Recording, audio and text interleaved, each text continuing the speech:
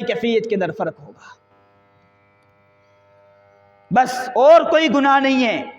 نیکیاں کی ہیں، عبادات کی ہیں، نمازیں بھی نہیں چھوڑی، روزہ بھی ایک ترک نہیں کیا، حج بھی کیے ہیں، صدقات بھی ہیں، زندگی کی ہر نیکی ہے، لیکن فرق یہ ہے کہ اس کی زندگی کی دونوں حالتوں کے اندر برابری نہیں تھی۔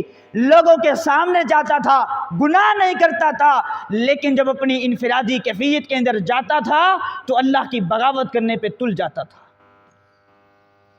بس وجہ یہ ہے کہ آج اس کی زندگی کی نیکیوں کو برباد کیا جا رہا ہے۔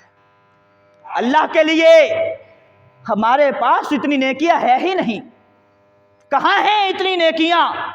وہ ٹوٹی پھوٹی نمازیں، وہ ٹوٹے پھوٹے روزے، ہمارے پاس تو نامکمل نیکیاں ہیں۔ اگر ہم ایسے کر کے یہ بھی کما لے پھر ہماری کامیابی کیسے ہو سکتی ہے؟ آئیے صحابہ کرام کی زندگیوں کو دیکھتے ہیں کہ ان کے اندر فکر کیا تھی، ان کے اندر تقویٰ کیسا تھا۔ اور یہاں ایک اور نقطے کی وضاحت کرتا چلوں کہ تقویٰ کس کو کہتے ہیں؟ کہ انسان کی دونوں حالتیں برابر ہو جائیں۔ لیکن انسان ہے، گناہ ہر انسان سے ہو جاتا ہے، جرم ہو جاتے ہیں، غلطیاں ہو جاتی ہیں، لیکن اگر غلطی ہو جائے، جرم انسان سے ہو جائے، پھر وہ کیا کرے؟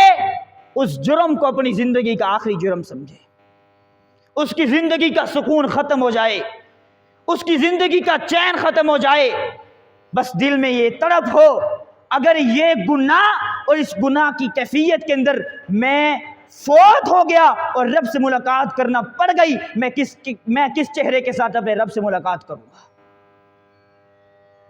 گناہ ہو جاتا ہے، لیکن کیفیت انسان کی یہ ہو کہ یہ گناہ ہو چکا ہے، اب جان جاتی ہے تو چلی جائے، لیکن سکون تب ہی ملے گا جب اس گناہ کا کفارہ ہوگا۔